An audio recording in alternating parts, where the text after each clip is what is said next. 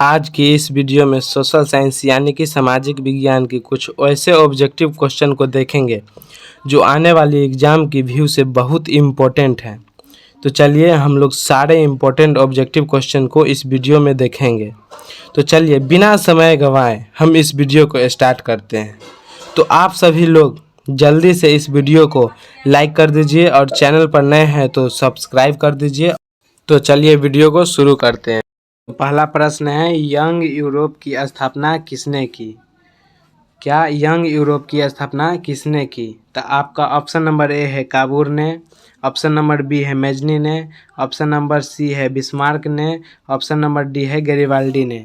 तो इसका सही आंसर हो जाएगा ऑप्शन नंबर बी, मेजनी ने। तो चलते हैं अब दूसरा प्रश्न की ओर। तो प्रश्न नंबर 2 है, 1917 की पहली रूसी क्रांति को किस नाम से जाना जाता है? क्या 1917 की जो रूसी क्रांति था उसको कौन सी नाम से जाना जाता है?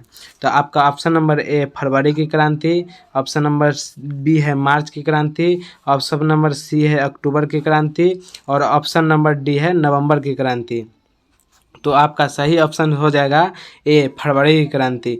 तो अब चलते हैं तीसरे प्रश्न की ओर। तो प्रश्न नंबर 3 है, अंकोर वाट की मंदिर किस देश में बनाया गया?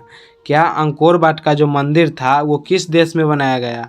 तो आपका ऑप्शन नंबर है A Cambodia, option number B Laos, option number C Vietnam और ऑप्शन नंबर बी थाईलैंड। तो आपका सही ऑप्शन हो जाएगा ऑप्शन नंबर ए कंबोडिया। तो अब चलते हैं 4 नंबर प्रश्न की ओर। प्रश्न नंबर 4 क्या कहता है, हिंद स्वराज, क्या हिंद स्वराज जो पुस्तक था किनके द्वारा लिखी गई? तो हिंद स्वराज जो पुस्तक था वो किनके द्वारा लिखी गई? तो आपका ऑप्शन नंबर ए बाल गंगाधर तिलक द्वारा, option number B Gopal Krishna Gokhale द्वारा, option number C Lala Lajpat Rai द्वारा और option number D Mohandas Karamchand Gandhi द्वारा, यानी कि महात्मा गांधी जी के द्वारा। तो आपका सही ऑप्शन हो जाएगा डी मोहनदास करमचंद गांधी द्वारा, यानी कि महात्मा गांधी के द्वारा। तो अब चलते हैं 5 नंबर प्रश्न की ओर। तो 5 नंबर प्रश्न यहाँ पे, मुंबई में पहला कपड़ा मिल कब खुला? मुंबई में जो पहला कपड़ा मिल खुला था वो कब खुला? तो आपका ऑप्शन है ए 1845, बी 1850 और सी 1852 और डी 1853। तो आपका सही जवाब हो जाएगा ऑप्शन नंबर डी 1853। तो अब चलते हैं 6 नंबर प्रश्न की ओर। तो छठा प्रश्न यहाँ पे, शहर को आधुनिक व्यक्ति का किस प्रकार का क्षेत्र माना जाता है? तो आपका ऑप्शन नंबर है ए सीमित क्षेत्र, ऑप्शन नंबर बी प्रभाव क्षेत्र, ऑप्शन नंबर सी विस्तृत क्षेत्र और ऑप्शन नंबर डी इनमें से सभी। क्या इनमें से सभी? तो आपका सही ऑप्शन हो जाएगा ऑप्शन नंबर बी प्रभाव क्षेत्र। तो अब चलते हैं 7 नंबर प्रश्न की ओर। तो 7 नंबर प्रश्न यहाँ पे, ईस्ट इंडिया कंपनी अफीम किस देश में भेजती थी? जो ईस्ट इंडिया कंपनी थी वो किस देश में अफीम भेजती थी? तो आपका ऑप्शन नंबर ए है Afghanistan, option number B America, option number C Japan और ऑप्शन नंबर डी चीन। तो जो ईस्ट इंडिया कंपनी थी वो चीन को अपना अफीम भेजती थी। क्या? चीन को अपना अफीम भेजती थी। तो अब चलते हैं 8वें प्रश्न यानी 8 नंबर प्रश्न की ओर। तो 8 नंबर प्रश्न है, वर्नाक्यूलर प्रेस एक्ट किस गवर्नर जनरल के समय में पारित हुआ? क्या वर्नाक्यूलर प्रेस एक्ट जो था वो कौन से गवर्नर जनरल के समय में पारित हुआ? तो आपका option number A Warren Hastings, option number B Lord Dalhousie, option number C Lord Lytton और option number D Lord Ripon. तो आपका सही ऑप्शन हो जाएगा सी लॉर्ड लिटन। तो अब चलते हैं 9 नंबर प्रश्न की ओर। तो 9 नंबर प्रश्न यहाँ पे, भारत में 2001 में कितने प्रतिशत भौगोलिक क्षेत्र में वन का विस्तार था? क्या भारत में 2001 में कितने प्रतिशत भौगोलिक क्षेत्र में वन का विस्तार था? तो आपका option number A 25%, option number B 19.27%, option number C 20%, option number D 20.60%। तो आपका सही ऑप्शन हो जाएगा ऑप्शन नंबर बी 19.27%। तो अब चलते हैं अगले प्रश्न की ओर। अगले प्रश्न यानी प्रश्न नंबर 10। तो 10 नंबर प्रश्न क्या कहता है, भारतीय कृषि का राष्ट्रीय उत्पाद में योगदान कितना है? क्या भारतीय कृषि का राष्ट्रीय उत्पाद में योगदान कितना है? तो आपका option number A 10%, option number B 22%, option number C 35%, option number D 41%। तो आपका सही ऑप्शन हो जाएगा बी 22%। अब चलते हैं 11 नंबर प्रश्न की ओर। तो 11 नंबर प्रश्न क्या कहता है? प्रति व्यक्ति प्रति वर्ष जल उपलब्धता की दृष्टि से भारत का विश्व में, वर्ल्ड में कौन सा स्थान है?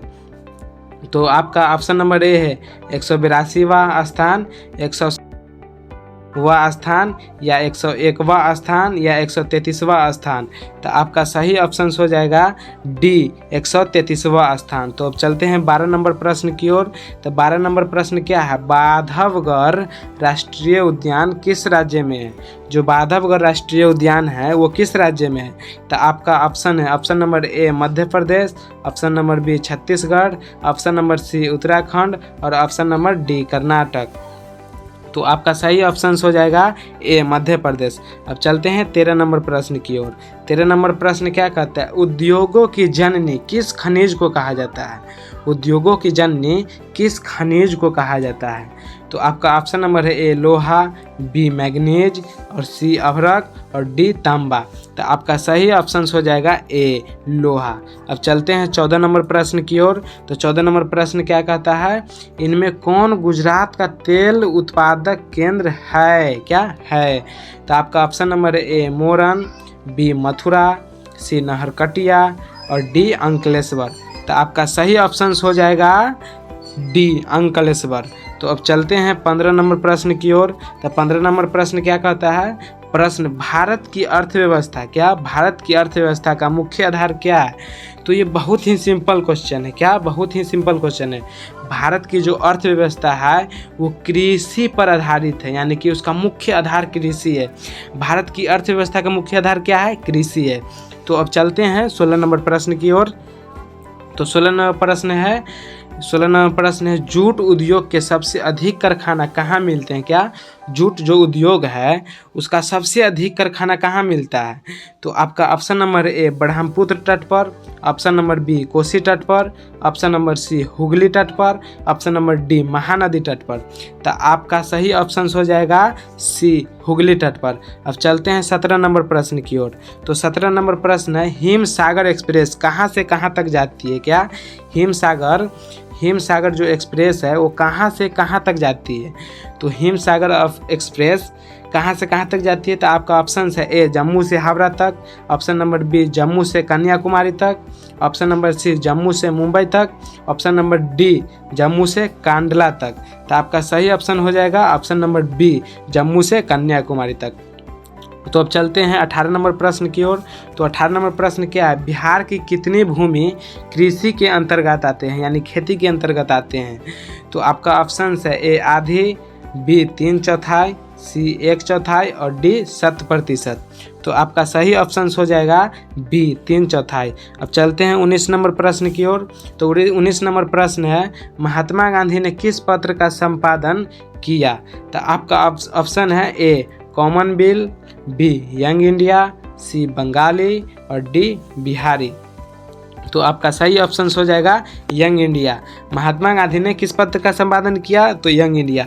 या ऐसे भी सवाल आ सकता है यंग इंडिया जो पत्र है उसका संपादन किसने किया? तो आंसर हो जाएगा महात्मा गांधी। तो अब चलते हैं 20 नंबर प्रश्न की ओर। तो 20 नंबर प्रश्न क्या कहता है? 20 नंबर प्रश्न कहता है भारत में कहाँ औरतों के लिए आरक्षण की व्यवस्था है? क्या? भारत में कहाँ औरतों के लिए, क्या औरतों के लिए आरक्षण की व्यवस्था है? तो आपका ऑप्शन है ए लोकसभा, ऑप्शन नंबर बी विधानसभा, ऑप्शन नंबर सी मंत्रिमंडल, और ऑप्शन नंबर डी पंचायती राज संस्थाएं। तो आपका सही ऑप्शन हो जाएगा ऑप्शन नंबर डी पंचायती राज संस्थाएं। तो चलते हैं अब 21 नंबर प्रश्न की ओर। तो 21 नंबर प्रश्न क्या कहता है? निम्नलिखित राजनीतिक दल का एक प्रमुख हिस्सा कौन नहीं है? तो क्या निम्नलिखित राजनीतिक दल का एक प्रमुख हिस्सा कौन नहीं है? तो आपका ऑप्शन है ए नेता, बी सक्रिय सदस्य, सी अनुयायी, और डी चुनाव आयोग। क्या? डी चुनाव आयोग। तो इसका सही ऑप्शन हो जाएगा डी चुनाव आयोग, क्योंकि ये तो चुनाव खुद ही करवाता है, तो ये उसका मतलब कि दल का प्रमुख हिस्सा कैसे हो सकता है? तो अब चलते हैं 22 नंबर प्रश्न की ओर। तो 22 नंबर प्रश्न है, भारतीय संविधान में अधिकारियों की सूचियाँ है, यानी कि भारतीय जो संविधान है उसमें अधिकारियों की कितनी सूचियाँ है। तो आपका ऑप्शन नंबर ए है 2, और option number B 3, option number C में 4 और ऑप्शन नंबर डी में 5। तो आपका सही ऑप्शन हो जाएगा बी, यानी कि 3। तो चलते हैं अब 23 नंबर प्रश्न की ओर। तो 23 नंबर प्रश्न है, क्या है 23 नंबर प्रश्न कि 14वीं लोकसभा में महिलाओं की भागीदारी रही, यानी कि कितनी रही, कितनी % महिलाएं थी। 14वीं लोकसभा जो हुआ था उसमें महिलाओं मतलब कितनी प्रतिशत अपनी भागीदारी दी। तो यहाँ पे ऑप्शन है, option number A 6.51%, option number B 15%, option number C 11.06%, option number D 10%। तो इसका सही ऑप्शन हो जाएगा ऑप्शन नंबर ए 6.51%। अब चलते हैं 24 नंबर प्रश्न की ओर। तो 24 नंबर प्रश्न क्या कहती है, कहती है भारत में किस तरह के लोकतंत्र की व्यवस्था की गई है। क्या भारत में जो लोकतंत्र की व्यवस्था की गई है वो कैसी है। तो आपका ऑप्शन है ए प्रत्यक्ष, बी अप्रत्यक्ष, सी दोनों, डी नन ऑफ दीज, यानी कि इनमें से कोई नहीं। तो आपका सही ऑप्शन हो जाएगा बी अप्रत्यक्ष। तो अब चलते हैं 25 नंबर प्रश्न की ओर, और ये लास्ट प्रश्न है। तो 25 नंबर प्रश्न क्या कहती है, 15वीं लोकसभा का चुनाव कब हुआ था। क्या 15वीं जो लोकसभा था उसका चुनाव कब हुआ था।